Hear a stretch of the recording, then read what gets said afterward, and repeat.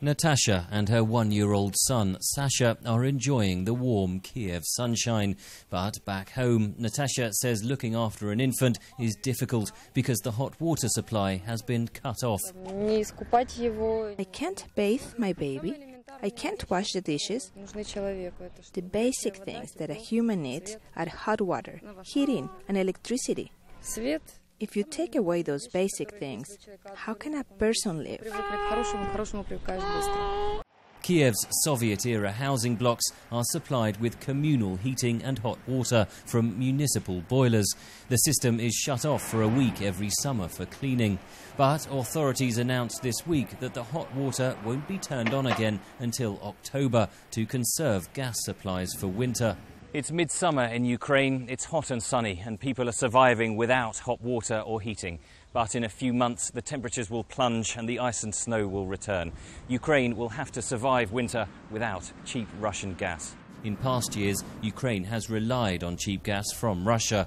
But Moscow cut off supplies in June in a dispute over debt payments.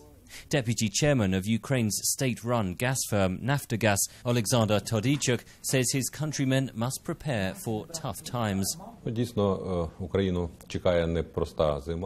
A really challenging winter lies ahead for Ukraine.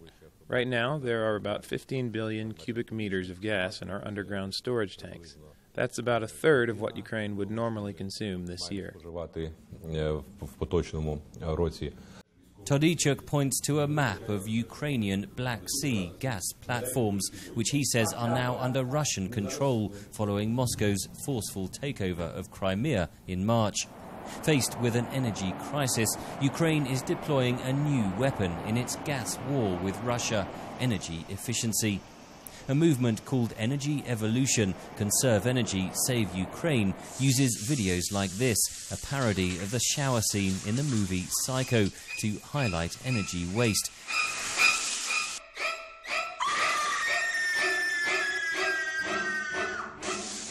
Polina Bashkina is spokesperson for the organization. The first goal is to inform Ukrainians that saving energy is good for the economy. The second is to lessen the shock when gas costs rise, because they are going to keep rising, and in autumn we will see much higher bills. And the third, the long-term goal, is to make Ukraine an energy-efficient country. Bashkina insists that long-term goal is achievable, despite Ukraine's historic reliance on Russian energy. If we treat energy efficiently, we could save about half of it, around 45–48%. Converting that figure into gas, that's 29 billion cubic meters, more than we bought from Russia in 2013.